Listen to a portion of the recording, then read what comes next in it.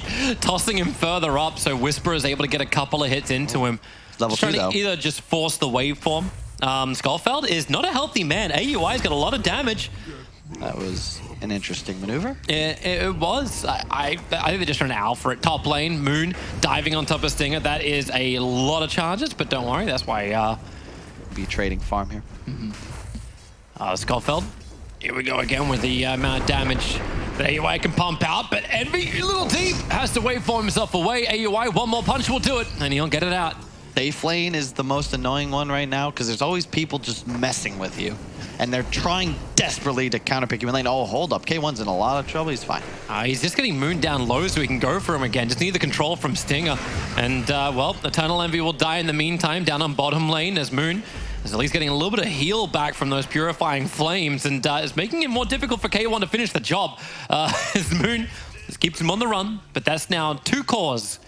Get a little stun. Like, he's going to be really cautious about waveforming in because he's just pretty much dead if he's not able to stay aggressive the entire time.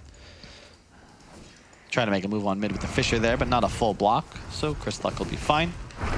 Care of the Curry. That was going straight over the top of Snaking, but yeah, Envy. Trying to combo again with AUI, who brings his plus 49 damage in. We'll try and toss him away, but Skullfeld, looks like this will probably be his 3rd death of the game. Tries to get away with the 6 charges, but it will not be possible.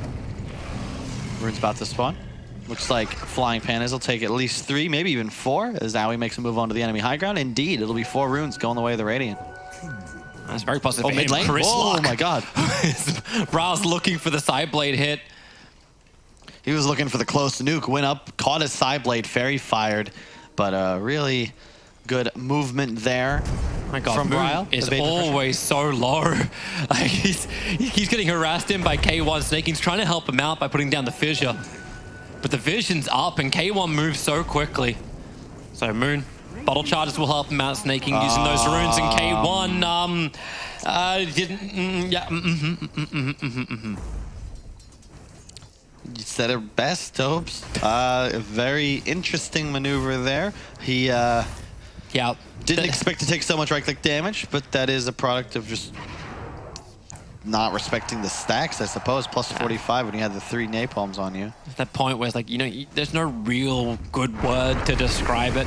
That's Beastcoast Dota in a nutshell, though, right? They play with confidence, bravado. Oh, Chris Luck in mid. Fissure trying to get him underneath the tier 1 tower, and support is arriving from Stinger. They're able to get the totem stomp. Chris Luck got to get the bottle charges right, but he just can't do it. Brow's got too much damage, and now Stinger's in trouble, trying to get some kind of rebuttal into Snaking, but that won't work. Brow will end up getting himself a double kill.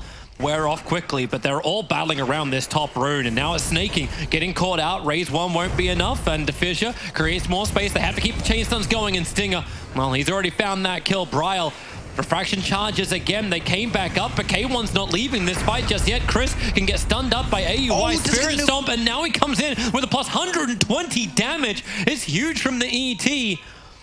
And he'll turn it over towards Stinger, the TA trap. Trying to create some space. Stinger got to time it well with Roshan, and he's able to do so.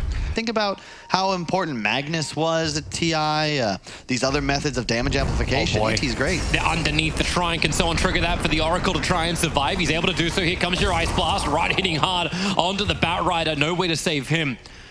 Having a good presence across the map, and they can't kill the level 4 Oracle. A 2-on-1, and they can't claim it. But Skullfeld, however, he'll have his own crack. Has he got a toss back? Stinger needs to come a little bit closer, and that's what he's looking for, just to give the extra bit of damage. But now he's in range of Snaking, and with the disarm, Stinger, he's just able to regen through it all. Sick. He edicted the Fissure damage. That's why he lived. Then he had 1 hit remaining, but that heal tick came in just in time. And now I think Snaking might just be dead. Whisper's on the way.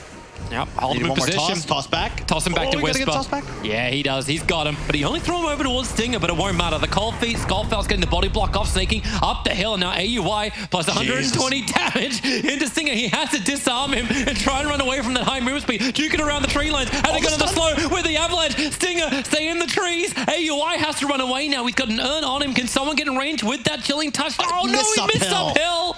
Chris Luck So they get the initial stun off with the TA trap, but coming underneath the tower. Stinger's going to be nearby. Doesn't have a level 6 just yet, but yeah, up on the top lane, underneath the tower. Moon will trade his life for K1, but they keep going after Stinger, juking around inside the tree lines. Chris Luck starts winding up the ultimate. That's not going to help you. AUI winds up the stun, but the Avalanche ends up canceling that, while Bryle, he will go. No! The TP canceled from Skullfeld. It was so close. He'll come back under the tower. The Whisper is here. The Ice Blast will get the chill. Refraction charges help save him a little bit, but you got the Urn doing his tick work, and there it is. Shattering Bryle, giving more over to Whisper, his first kill of the game.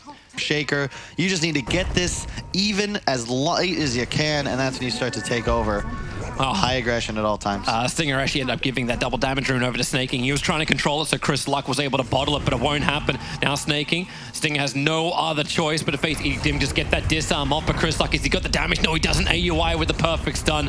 Holds him out. Now going to go in for the splitter, and we'll see just how much damage you've got under the tower. Your Scepter, it's there from Chris Luck, just pushing the ES up and towards the air, as AUI forces the issue.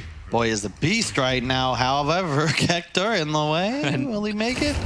Rupture's out. Doesn't look like great for him. He has to move away from the Blood Right. Aether Lens of cast range and 50% mana cost. Like, I'm pretty sure this is still good without these bonuses. Are you suggesting something for the frog to look at here, Kyle? Please. Oh yeah, I love it. Oh, sorry. I don't know. I'm a bit of a... Technically, you're being tossed. Bryle's being attacked now by Tiny. The Avalanche really great at getting rid of all those refraction charges, so then you can hit with the Ice Blast. Bryle, he'll still end up shattering. Feels like it's worth it. Stinger couldn't get there in time to get the false promise off, but K1 moves over. But hilariously enough, the people who were low are now dead, so around the back of Whisper, but Tiny is here. Triggers the Invis rune, has the Blink Dagger available. Here comes Moon, jumping in. He'll go for the lasso, but Avalanche toss, and then they just instantly Ice Blast him down, but Snaking will make the opportunity work. Getting the stun in, so Eternal Envy can finish the job onto Stinger. Skullfeld, again, trying to make this break for the tree lines, and here comes K1. Rupture them up, toss them up and down the air. Actually, it looked like the vertical did work there. Snaking, he'll end up getting picked off. Another quick jump in from the Tiny. That SF wrapping around the back. Yule Scepter. He could wind up, but instead he's going to do it with the raise. Just missing the long-range raise, but he'll turn around and then get the rest of him once he finally wakes up from his slumber. As AUI is cold-feeded up. In fact, the SF doesn't have to do anything. Just pushing forward. Envy, toss back, and there's no mana for a wave formation. He's got 7 stick charges available, trying to wait out the right time for it with a Spirit Vessel on him. He just couldn't do anything more, and now we're back into a Blood Right fight, trying to give that space for Skullfeld to back up further as Stinger continues to give the Tiny more life. So once again, he's just able to toss back another You can't FP's players. You Bloodseeker. You can get there real quick if something breaks out. Yeah, and here it goes. Fisher already up. Is Tiny being isolated over on the side. Avalanche over on 3. Hits the stun, then tosses away the Templar Assassin. Lasso is still out as Stinger. He actually false promises himself. So there's no other save on that front. Skullfeld will end up getting picked off as Stinger will have to take all the damage from the rest of FP. Blast already on the way, but they do have a ton of damage. This is not the same lineup as last time. That TA Deso. Here's your Ice Blast. Snakey's not going to feel too good about this one. You have a Blink Requiem with Arcane ready from Chris Luck, but Moon slows him down, and they just need to keep that control going. Defensive Fuels dodges both the Stomp as well as the Waveform in, and then the Blink away from the Splitter. Envy's like the Echo! Snaking hits the back line. Chris Luck is put down, but K1, he's ready to fight. He's ruptured up the Elder Titan, stuck inside the Blood Rite. Envy is still low, so is Bryle. They try and push him away. The Aegis Immortal's in the hand of Bryle, but Skullfeld ready to take it. The BKB has to be burned. Ice Blast flying forward once again as Moonmi enters into the back lines, killing off Whisper. Got the sticky napalms up, and now the target, it just changes. Moon, how much life can you keep up? K1 has to battle away from the Firefly. He doesn't want to keep chasing the Bat Rider that way. Now Tiny wants the rest of the fight. Avalanche to get rid of refraction charges, and here he comes again. 700 movement speed Bloodseeker. The train is really out of the station. In fact, just toss him because he's not moving fast enough as it is. Attacking into the Bat Rider. They need to kill him off quickly. The lasso was only just coming back off cooldown as the buyback will arrive. They fight underneath their tier 1 towers. Tiny's in too deep, but Bat Rider, he got the Bloodseeker, pulling him back in. He's the big target. If they can kill off K1, this will all be worth it for FP, but here comes Skullfeld once again with the avalanche toss, taking Envy out of this fight by throwing him back over towards the illusions. But K1 needs more help. Chris will be here. He goes for the Yule Scepter. If he can play the Fog of War, only 19 souls. The Requiem won't be that impressive. But Whisper Chris returning back to fight. Chris on the run. The Rupture's up once again. The Templar Assassin cannot move. If she does, she dies. But no other choice when she gets tossed out by Skullfeld. Chris will end up going down as Moon. Now he's Spirit Vesseled up as K1 goes from AUI over towards Moon. Both will go down. FP forcing the issue down. I think it's fair enough to remove healing. K1, they should jump in, and they're going in for the back line straight away. Here comes your Ice Blast. It's going to be a little bit shorter, is it? No, Moon killed off pretty quickly from this one. It's still a 1-for-1 trade-off, but Brawl lost so much life to get it. And Chris Luck, he's jumped around. It's now finally the time to let it rip with the Requiem. It will be, but only onto the PK beat up Prial. Not a lot of damage to come from this one. The SF will get nuked down with the Mel Strike, while Envy trying to get back in this fight once again, bouncing forward, keeping the control on the Ancient Apparition. But the promise is there thanks to the buyback coming in from the Oracle, allowing Skullfeld now get a great avalanche stun, and they'll end up picking up both AUI as well as Bryle. Whisper will still die for the cause. 15, rather with the talent, it's 12 plus 7, so he's in the negatives, taking more than pure damage from right clicks. Here we go again, the Echo Slam out from Snaking. Connecting nicely, Skullfeld's trying to keep him in place so K1 can arrive. The Rupture is over on the Earthshaker. Difficult to run away now, but that's why they stand their ground. BKB from K1. He's just able to find that kill. Move towards the second, over towards Moon, and Skullfeld in once again with the Avalanche. They can just go from 1 to 2 kills. And Eternal Envy, he wanted to try and fight. There ain't no ditching. We leave no man behind. Instead, we'll kill the entire company for the rescue mission. And the K1... can they get it again? Skullfeld, blink 1 second. There it is. He's waiting his time out, but just didn't wait long enough. Eternal Envy waveforms away, but Chris Luck, here's your Ice Blast. Yule Scepter sets up for him. They know he doesn't have waveform available. No life, even a Spirit Vessel. They're just layering it all on top. The ET Splitter tries to create some more space, but this just allows Chris Luck to turn around under BKB to keep the fight going. Now, even with the tier 2 tower up, okay, a buyback comes from ET, and Beastcoast's like, hey, maybe we should do... They just need to get a Rupture off, a stun here and there. Somebody's going to go down. Here we go. Moon Meander caught on the wrong side of the tracks. He just tries to create space, but into the backline, Skullfeld. A huge 3-man avalanche. They've already killed the Batrider, and he wants to stay with him. Ice Blast is coming in to this choke retreat. Elder Titan will be called back. This one, wind and ting. Envy deleted. AUI will join him as well. 3 heroes who do not have buyback. Almost a minute for a lot of them, and well, Skullfeld guesses wrong. At least Snaking runs the right direction, but Beastcoast will just go up high ground now. This is mid-racks at least. What? Recognize, look, you can't come up Bloodseeker Tiny.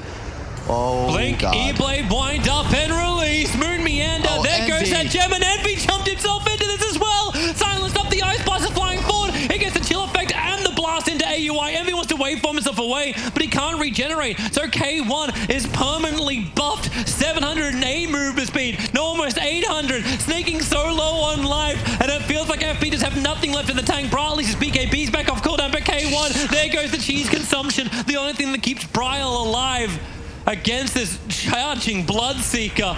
And now we go again. Skullfeld, an avalanche toss. Get back over here, Moon. You can Echo Slam out. The SF will end up going down. He'll buy back and TP back into this fight already. Eternal Envy is surrounded on all sides by Beastcoast. He'll try and pounce himself away. Here comes your Ice Blast again. Right on Envy's face. Back to Shaker. Man, this guy, he's just got frosticles all over him. Bryle is trapped in the tree line. Mercy, mercy, mercy.